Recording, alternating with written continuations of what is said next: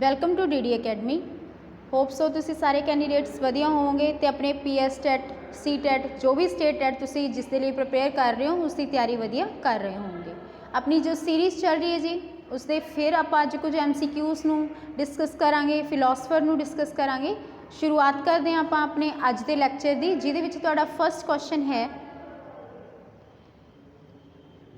पहला क्वेश्चन है जी अपना, which among the following is not a sign of education process।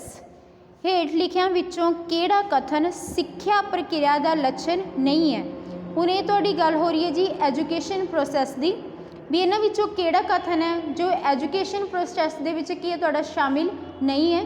Options ने अपने कोले, education takes birth only through preaching, यानी कि जो सिक्ख्या है सिर्फ उपदेशों राही जन्म लैंदी है, उपदेश दे के ही जो है सिक्ख्या का जन्म होंदा है।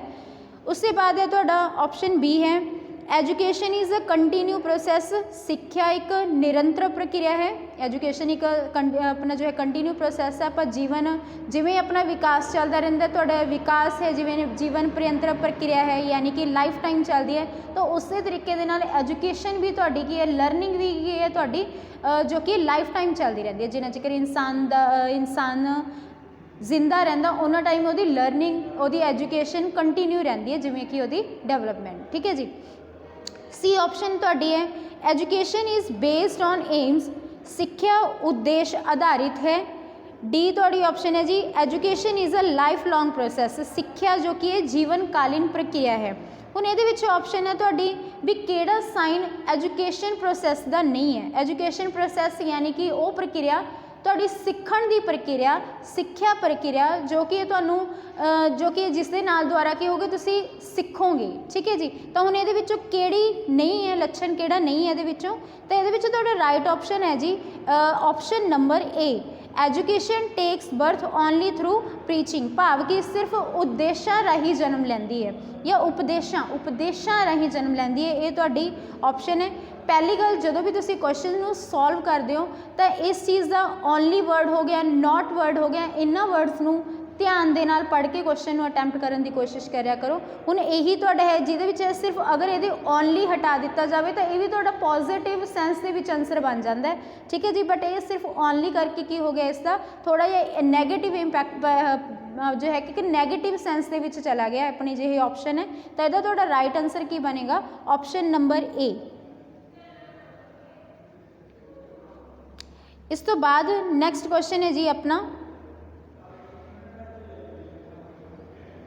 अ developmental perceptive involves concern with change acting over time in. विकास परिपेख समय के नाल नाल डैश विच वापरे परिवर्तनां नाल संबंधित है। हुण डेवलपमेंटल प्रोस्पैक्टिव की गल की गई है, यानी कि जो अपना विकास है, विकास की जो कुछ स्टेजेस होंदियां ने ਉਹਦੇ ਨਾਲ जो है ਉਹਦੇ कारण कि जो अपने विच चेंजेस आउंदे ने ਉਹਦੇ उपर अपने ये क्वेश्चन है कि फॉर्म दे विच चेंजेस आउंदे ने, रूप दे विच परिवर्तन आउंदा है। डेवलपमेंटल दा जो तुहाडा कि एक डेवलपमेंट का एक हिस्सा है, इनू कह लो। जब तुहाडा रेट मुल यानी कि अलग अलग रेट दे उपर। सी तुहाडे सीक्वेंस एक क्रमबद्ध तरीके दे विच, अनुक्रम दे विच, या फिर डी ऑल ऑफ दीज कि ये सारे ही जो कि ने डेवलपमेंट के प्रोसैस का की ने एक पार्ट ने, कि डेवलपमेंट जो है तुहाडा इन्ना सारिया प्रक्रियावां कह लो जो इस प्रोसैस के उत्तों होकर गुजरता है। ये अपना क्वेश्चन है जी। डेवलपमेंटल प्रोसैस यानी कि विकास परिपेख समय के नाल नाल डैश विच वापरे परिवर्तनां नाल संबंधित है। विकास जिमें जिमें विकास हुंदा है, फॉर्म दे विच चेंजेस आउंदे ने, रूप दे विच चेंजेस आउंदे ने। ठीक है जी।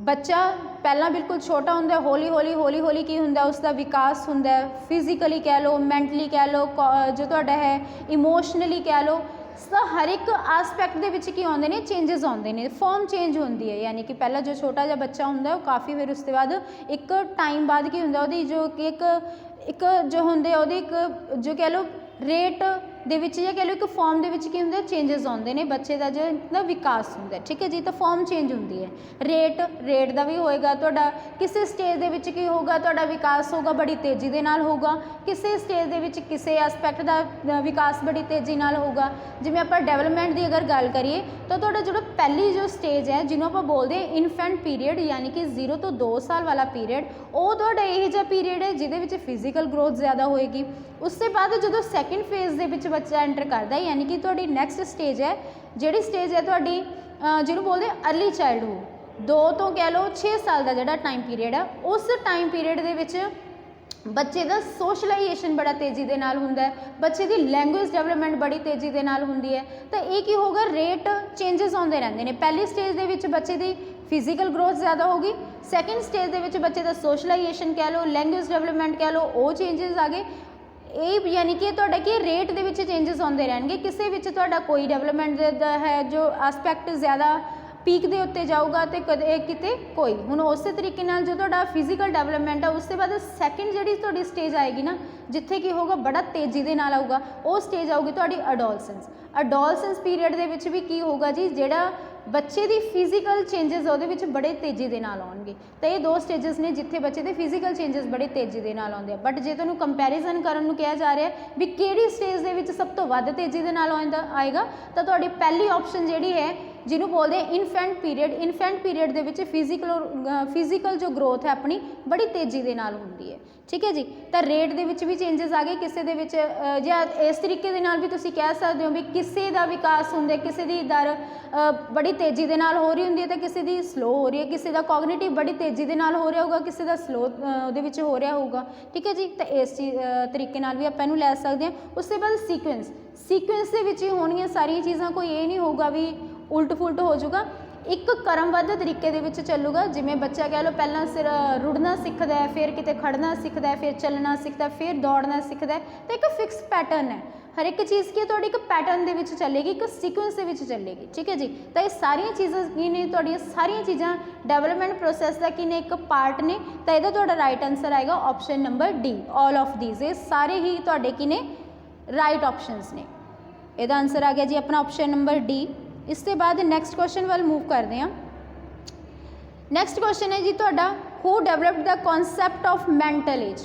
क्वेश्चन है तुहाडा मानसिक उम्र का संकल्प किसने विकसित किया हुण मैंटल एज उपर अपना क्वेश्चन है ठीक है जी ये जो की है तुहानूं जो है इसका संकल्प किसने दिता यही क्वेश्चन है पहला इससे आपां राइट आंसर की गल कर लैंदे हां तो इहदा राइट आंसर आऊगा तुहाडा बिनेट जो एल्फर्ड बिने जिन्होंने intelligence the father of intelligence भी कहा जाता है फादर ऑफ IQ भी कहा जाता है उन्होंने द्वारा ही जो कि है मैंटल एज का जो कॉन्सैप्ट है दिता गया सी ठीक है जी इससे बाद प्याजे तो ऑप्शन के दिते गए जिन्हों की बड़ी इंपॉर्टेंट थियरी है कॉग्निटिव डेवलपमेंट उन्होंने भी जो कॉग्निटिव डेवलपमेंट है उसनूं 4 स्टेजेस के विच वंडिया होया ठीक है जी उसके बाद गिलफर्ड है थर्नस्टन इन्हों बारे आप थोड़ी सारे बारे डिस्कस कर लें तो सब तो पहला आप गल करते हैं बिनेट जिन्हों ने जिन्हों का बड़ा ही इंपॉर्टेंट जो कॉन्सैप्ट तुहाडे सामने आया हुआ मैंटल एज का जिन्होंने कॉन्सैप्ट दिता इन्हों बारे गल करते हैं आप भी जो एल्फर्ड बिने है वो कौन ने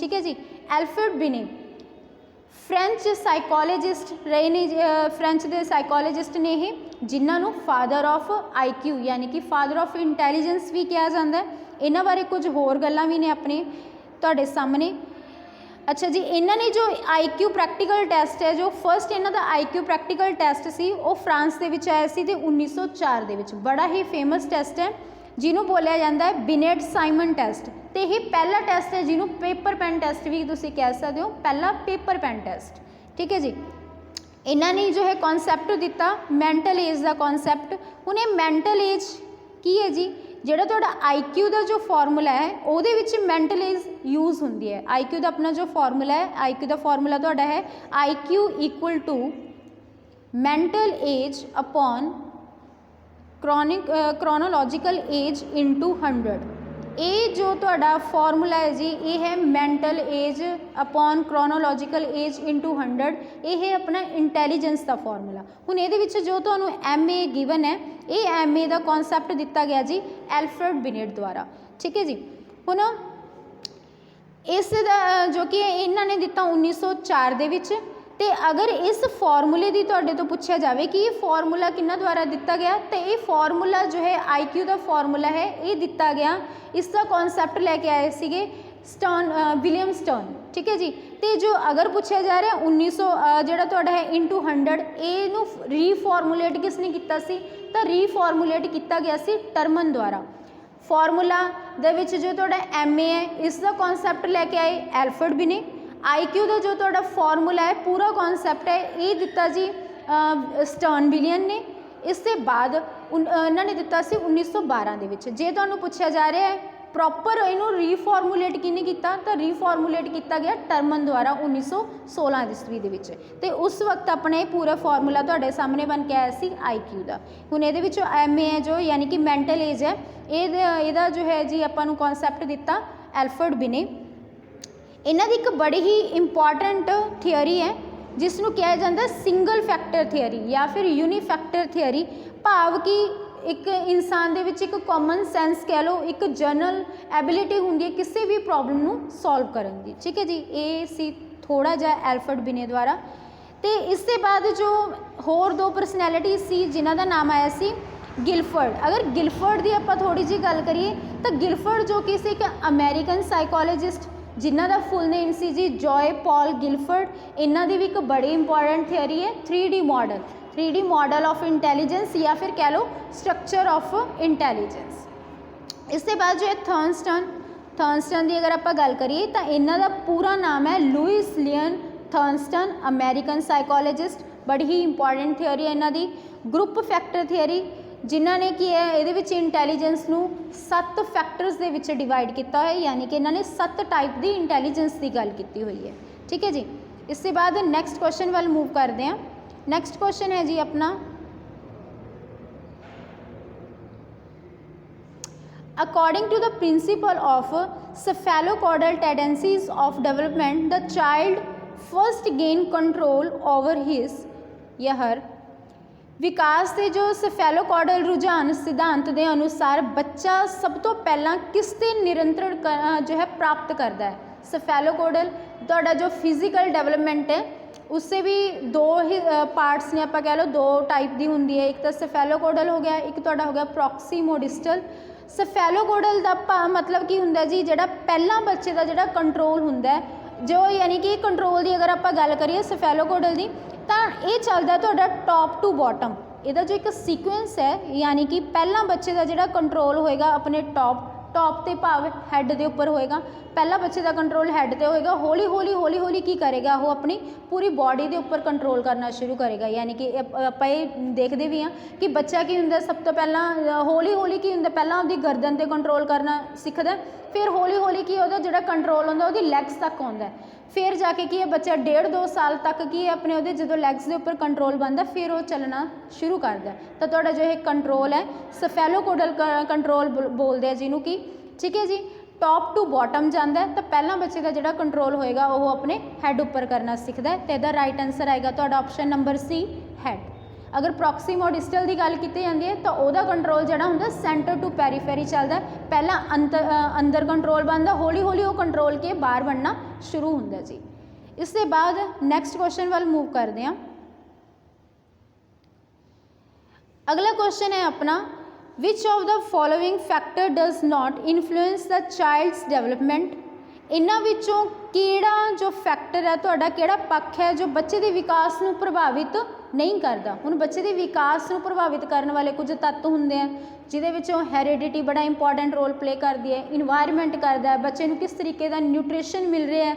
ठीक है जी। ये सारी चीज़ां की ने बच्चे के कह लो डेवलपमेंट के उपर की करते हैं प्रभाव पाते हैं, बच्चा किस तरीके की सोसाइटी के रह रहा है, ये सारिया चीज़ां आ जाएंगियां उहदे अपनियां। हुण इहदे कुछ तुहानूं टाइप्स दित्तियां होईयां ने जां कह लो कुछ तत्व दिते हुए हैं, उहदे विचों पूछा गया कि किहड़ा बच्चे के विकास को प्रभावित नहीं करता।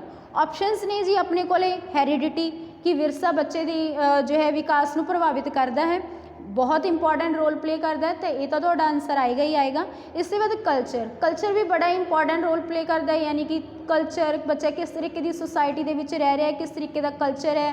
ठीक है, वो सारी चीज़ां बच्चे के विकास को प्रभावित करदियां ने। उसके बाद थर्ड है जी अचीवमेंट की प्राप्तियां बच्चे के विकास को प्रभावित करदियां ने, या फिर डी ग्रोथ ग्रोथ की है तुहाडा डेवलपमेंट का एक हिस्सा जिन्हों आप मनांगे तुहाडा फिजिकल डेवलपमेंट की गल हो रही है इत्थे, ठीक है जी। तो फिर इन्हां विचों किहड़ा पक्ष है जो बच्चे के विकास नूं प्रभावित नहीं करेगा, बच्चे के विकास नूं प्रभावित नहीं करेगा, इहदा तुहाडा राइट आंसर आएगा जी ऑप्शन नंबर सी अचीवमेंट्स। बाकी सारे जो तुहाडे पार्ट्स ने या सारे पक्ष ने वो बच्चे की विकास नूं प्रभावित करने वाले हैगे ने, तो इहदा राइट आंसर आएगा तुहाडा ऑप्शन नंबर सी। इस ते बाद नैक्सट क्वेश्चन वाल मूव करते हैं जी। इस तो बाद अगला क्वेश्चन है अपना, according to the dash the more you do something the better you are it. किन्ना दे अनुसार जिन्ना तुसी कुछ वधेरे करोगे उन्ने तुसी बेहतर होवोगे। तो इन्हां विच कुछ लॉ वगैरह तुहानूं दिते हुए ने, कुछ नियम तुहाडे सामने ने, तो किहड़ा नियम है जो इस चीज़ नूं दर्शा रहा है कि तुसी जिन्ना किसी चीज़ नूं करन दी कोशिश करोगे तुसी उन्ना अपने आप नूं बेहतर बना पाओगे। यानी कि लर्निंग बाय डूइंग कह लो या प्रैक्टिसिज्म दा कह लो भी तुसी जिन्ना किसी चीज़ नूं की है प्रैक्टिकली करके देखोगे तुसी उस चीज़ नूं उन्ना ज़्यादा की करोगे सीख पाओगे। तो फिर किहड़े लॉ नूं तुहाडे नूं ओह कर रहे जी, किहड़ा लॉ आएगा अपना ये कि लॉ ऑफ इफैक्ट प्रभाव का नेम है ये, law of exercise, law of readiness, law of जो है तुहाडा कनैक्टिनिज्म है। तो यदा राइट आंसर फिर अपना की बनता है ऑप्शन नंबर 2 यानी कि law of exercise.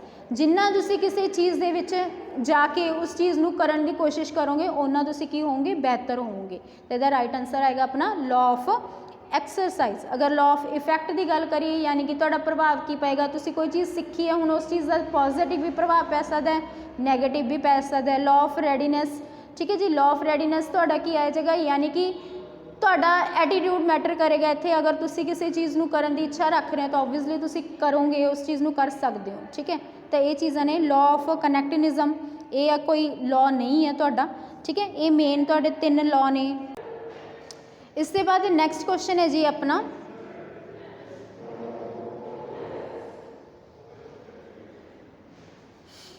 Which of the following is not related to the principle of growth and development.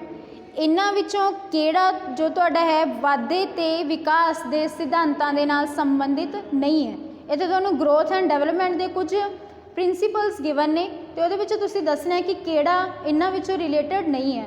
Growth ते डेवलपमेंट के कुछ प्रिंसीपल्स होंदे ने जिन्हां तो होके विकास कह लो अपना गुजरदा है, ठीक है जी।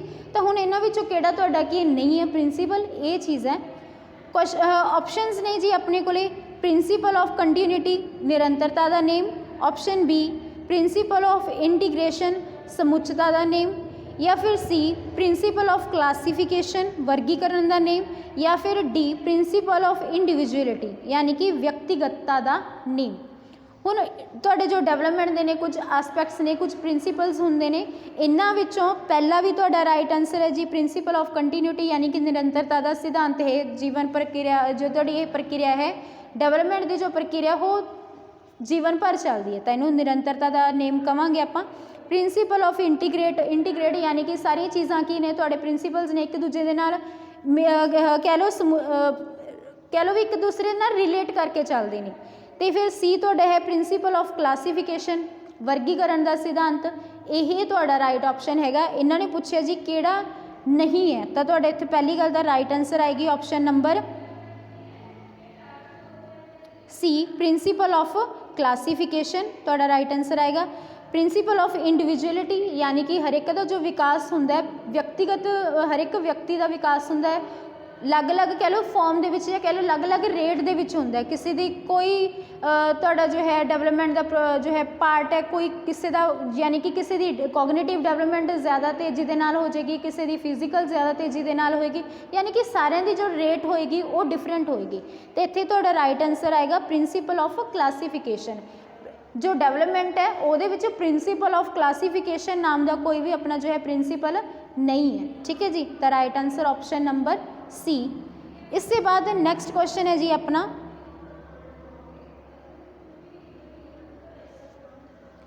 The cephalocaudal principle to development proceed from. Cephalocaudal का जो प्रोसैस है वह विकास है जो किमें चलता है ये अपना क्वेश्चन है। जर्नल टू स्पैसीफिक फंक्शन यानी कि साधारण तो विशेष कार्यों वाल लैके चलता है, या फिर भी डिफरेंशिएटेड इंटू इंटीग्रेटेड फंक्शनस वख-वख तो समुचे कार्यों वाल, सी हैड टू टो या फिर D rural to urban areas पेंडू तो शहरी खेतरां ਵੱਲ। ਤਾਂ ਇਹਦੀ ਆਪਾਂ ਪਹਿਲਾਂ ਵੀ ਗੱਲ ਕਰ ਚੁੱਕੇ ਹਾਂ, ਤੁਹਾਨੂੰ ਪਹਿਲਾਂ ਵੀ ਇਹਦਾ ਕੁਐਸਚਨ ਆਇਆ ਸੀ ਕਿ ਸਫੈਲੋਪੋਡਲ ਜੋ ਪ੍ਰੋਸੈਸ ਹੈ ਜਾਂ ਕਹ ਲਓ ਪ੍ਰਿੰਸੀਪਲ ਆਫ ਡਿਵੈਲਪਮੈਂਟ ਪ੍ਰੋਸੈਸ ਹੈ ਇਹ ਕਿਵੇਂ ਚੱਲਦਾ ਹੈ। ਤਾਂ ਬੱਚੇ ਦਾ ਸਭ ਤੋਂ ਪਹਿਲਾਂ ਕੰਟਰੋਲ ਬਣਦਾ ਜੀ ਉਸਦੇ ਹੈਡ ਦੇ ਉੱਪਰ, ਹੌਲੀ ਹੌਲੀ ਉਹਦਾ ਜੋ ਹੈ ਨੀਚੇ ਵੱਲ ਨੂੰ ਚੱਲਦਾ, ਯਾਨੀ ਕਿ ਇੱਕ ਡਾਇਰੈਕਸ਼ਨ ਦੇ ਵਿੱਚ ਚੱਲਦਾ। ਪ੍ਰਿੰਸੀਪਲ ਆਫ ਡਾਇਰੈਕਸ਼ਨ ਅਪਲਾਈ ਹੋ ਰਿਹਾ ਤੇ ਇੱਕ ਡਾਇਰੈਕਸ਼ਨ ਦੇ ਵਿੱਚ ਤੁਹਾਡਾ ਕੀ ਹੋ ਰਿਹਾ, ਕੰਟਰੋਲ ਬਣ ਰਿਹਾ, physical control head to toe. ਤਾਂ ਇਹਦਾ ਰਾਈਟ ਆਂਸਰ ਆਏਗਾ ਤੁਹਾਡਾ option number C head to toe. Next आ गया जी, इसके बाद नेक्स्ट क्वेश्चन है अपना conventional morality is a stage which comes in which of the following theory. Conventional morality एक पद्धर है, यह हेठ लिखिया विचों किहड़े सिद्धांत दे विच आउंदा है। हुण कन्वेंशनल मोरालिटी यानी कि जिहड़ा तुहाडा यह कह लो एक स्टेज है ਜਿਹੜੀ कि है जी एक मोरल डेवलपमेंट वाली जो थियरी है, बड़ी ही इंपॉर्टेंट थियरी कोलबर्ग की जो थियरी है उन्होंने सिद्धांत दे विच शामिल है। तो इत्थे तुहाडा की है पूछा गया भी किहड़े दे विच शामिल है, यही क्वेश्चन है अपना। कॉग्निटिव डेवलपमेंट थियरी की है, कॉग्निटिव डेवलपमेंट थियरी दे विच शामिल है, या फिर बी मोरल डेवलपमेंट थियरी दे विच, या फिर थियरी ऑफ इंस्ट्रक्शन, या फिर ट्रायल एंड एरर थियरी। तो यदा तुहाडा राइट आंसर बनेगा ऑप्शन नंबर बी, जिहड़ा कि आप गल कर चुके हैं मॉरल डेवलपमेंट थियरी, बड़ी ही इंपॉर्टेंट थियरी है, कोलबर्ग की थियरी है जी। ठीक है जी, जिहदे विच उन्होंने की एक मोरैलिटी यानी कि नैतिकता के उपर गल की गई है, सही गलत की पहचान करना। ठीक है, तो उन्होंने इस उपर एक बड़ी ही इंपॉर्टेंट थियरी है ये। तो इसका राइट आंसर आ गया तुहाडा option number B, moral development theory. इससे बाद नैक्सट क्वेश्चन है जी अपना JPD स्टैंड्स फॉर, JPD तो की भाव है। हुण ये तुहाडा है काफ़ी वार क्वेश्चन पूछा जा चुके है, JPD की फुल फॉर्म पूछी जा चुकी है कि JPD का मतलब की है। ऑप्शंस ने तुहाडे कोले जोन फॉर प्रॉक्सीमल डेवलपमेंट, या फिर B zone of proximal development, या फिर सी जोन विद प्रॉक्सीमल डेवलपमेंट, या फिर डी जोन फॉर प्रॉक्सीमल डेवलपमेंट। तो इसका राइट आंसर आएगा जी, जिन्हों कि तुसी ध्यान च रखना तो याद रखना है, जोन ऑफ प्रॉक्सीमल डेवलपमेंट। इसका राइट आंसर अपना ऑप्शन नंबर बी, यदि फुल फॉर्म है तुहाडी जोन ऑफ प्रॉक्सीमल डेवलपमेंट। हुण JPD यानी कि जोन ऑफ प्रॉक्सीमल डेवलपमेंट हुंदा की है। जोन ऑफ प्रॉक्सीमल डेवलपमेंट यानी कि भाव एक इहो जिहा जोन, अगर नीचे तुसीं इस पिक्चर नूं ध्यान नाल देखोगे, zone of proximal development things the learner can do with help, यानी कि वो चीज़ां जिहड़ियां कि तुसीं किसी हैल्प दे नाल सीख सकते हो। हैल्प यानी कि एक स्काफ फोल्डिंग, एक लिटल हैल्प, एक गाइडेंस जिहदे नाल कि तुसीं कि कुछ चीज़ नूं सीख सकते हो। ठीक है जी, जिवें साइकिल चलाना कह लो, साइकिल चलाना कि अगर तुहानूं कोई पहलां कोई तुहाडा कि पकड़ के तुहानूं सिखाने की कोशिश करता तो तुसीं कि हौली हौली उस चीज़ नूं कि खुद सीख जाओगे, यानी कि उत्थे तुहानूं एक लिटल हैल्प, एक स्काफ फोल्डिंग की नीड है। ठीक है जी, तो वह जोन जो तुसीं सीख सकते हो बट तुहानूं कि एक लिटल हैल्प की लोड़ है, कोई गाइडेंस की नीड है, तो वो आ जाएगा तुहाडा जोन ऑफ प्रॉक्सीमल डेवलपमेंट दे विच। ठीक है जी, तो ये सीगे अपने अज दे कुछ MCQs, जिहदे विच आपां ने 10 MCQs नूं डिस्कस किया, तो कुछ परसनैलिटीज़ के बारे भी डिस्कस किया। ठीक है जी, इस तरीके नाल आपां होर अगे MCQs नूं डिस्कस करांगे। तो अज लई इन्ना ही, धन्नवाद।